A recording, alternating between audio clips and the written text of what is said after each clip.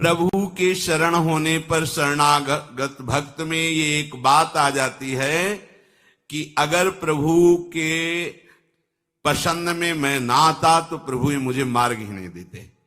जब मार्ग दे दिया शरणागति का मतलब वो मुझे अपनाना चाहते हैं। अब अपनाना चाहते हैं तो पहले तो हम बहुत गंदे थे, अब तो उसके दाग रह गए हैं, तो गंदगी में स्वीकार किया है मुझे। उस समय कोई महात्मा थोड़ी था जिस समय शरणागत उन्होंने लिया है, ध्यान देने की बात है। उस समय तो बहुत ही गंदा विचार संसार ही था। जब उस जगह से मुझे चयन किया है तो अब तो उनके मार्ग में चलने से काफी धुलाई सफाई हो ही गई, थोड़े थोड़े दाग रह गए। ये भी वो उनके पास ऐसे हैं, कपड़े में दाग लग जाए ना तो साबुन से नहीं छूटता, वो कुछ एक और आता है आला निराला कर देता है। भगवान कृपा का आला डाल करके उसको ऐसे चमका देते हैं कि कोई दाग नहीं रह जाता। फिर जगत बंदनी सतरति सतरति सा लोकाम तारयति, ये उनके पास है, ये और किसी के पास नहीं। ऊपर का तो मिट जाएगा लेकिन दाग जो नहीं मिटता है, उस दाग को वही है सबके कृपा सिंधु दाग मिटाने वाले, वही मिटा देते हैं। मेरा जीवन प्रभु के लायक सुंदर और शुद्ध ना था और ना हो पाएगा मेरे द्वारा। जब उन्होंने उस समय स्वीकार किया, देखो खास बात समझने की, हम प्रभु के हैं। जब बच्चा मल लगाए हुए तो वो ये नहीं सोचता कि इस समय मैं मां की गोद में चढ़ने लायक नहीं हूं, सोचता है क्या? वो जब मल देखा तो रोना शुरू किया, दौड़ पड़ा, मां से जाके लिपट गया।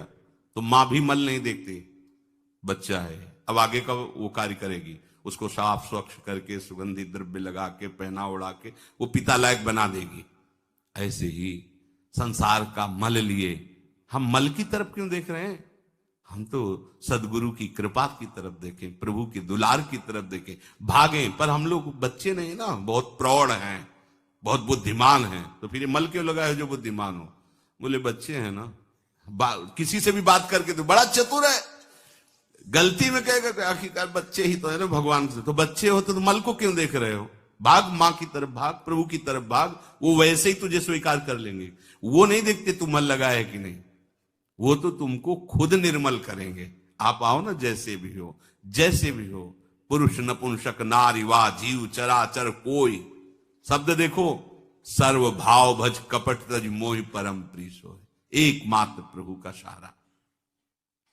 भक्तों की जीवनी सुधारना, अपने लायक बनाना, ये मेरा काम है। वो सच्ची सच्ची वही कर देते हैं। घोर हिंसक पापी को ब्रह्म ऋषि बना देते हैं। ऐसे गुरु उनके पास है, ऐसा अपने पास लही बलने की अपनी ताकत लही है। मेरी वृत्तियां ठीक नहीं रहती, वास्तव में मेरी वृत्तियां मानना शरणागत में कलंक है। अब मेरी कैसे रह गई? मेरी कैसे? भगवान की वृत्ति होकर भी ऐसा गंदा सोच सकती क्या? तो ये तीन गुणों से रचित सृष्टि किसकी है? भगवान की है।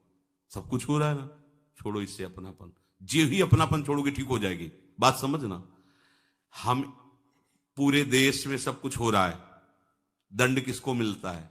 कर्ता को। तुम्हें कोई परेशानी हो रही? सब कुछ हो रहा है, क्यों नहीं हो रही? क्योंकि स्वीकार नहीं कर रहे, क्योंकि मैंने कुछ किया नहीं, स्वीकार नहीं किया।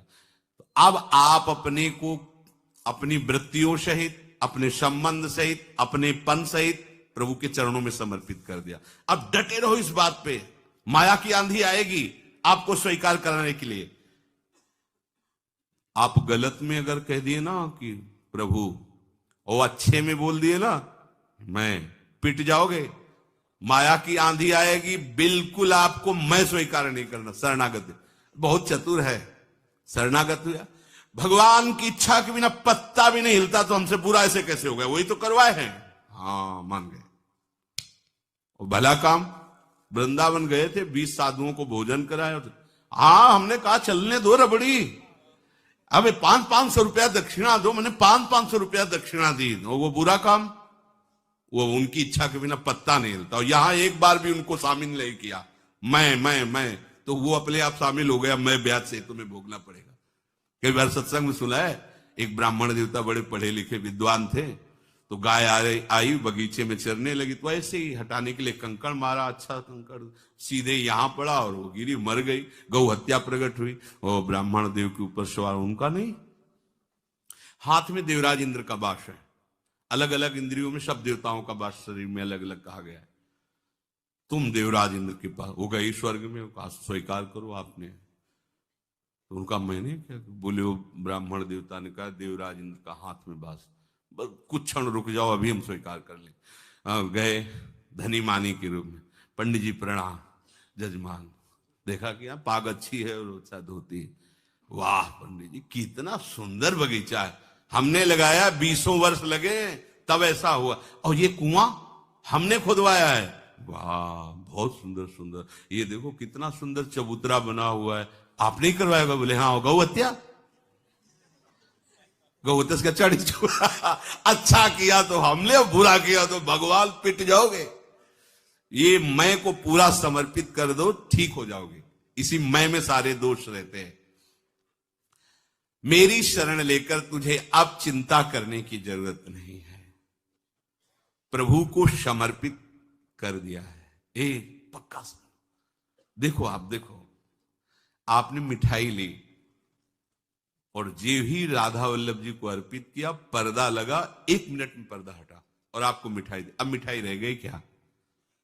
अब आप माथे पे लगा के, सब कोई चाहता है कि इतना किनका मिल जाए तो जबान में रख लो, हम मतलब हमारे आराध्य देव का उच्छिष्ट है। अभी अभी 1 मिनट पहले मिठाई थी और 1 मिनट में वो क्या हो गई? प्रसाद हो गया। क्यों?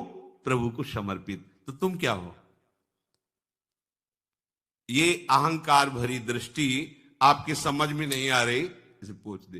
अहंकार भरी दृष्टि के कारण आपको समझ में नहीं आ रहा, आप अब प्रसाद स्वरूप हो गए हो। आपका मन, आपका तन, आपकी वृत्ति प्रभु को समर्पित हो चुकी है। हम जैसे प्रसाद में नहीं देखते कि कै दिन का बासी पेड़ा है, कैसी गंध आ रही, ये नहीं देखते, बस प्रसाद देखते हैं। अब हमको देखना है कि अब हमें प्रसादे सर्व दुखा नाम हानिरस्योपजायते।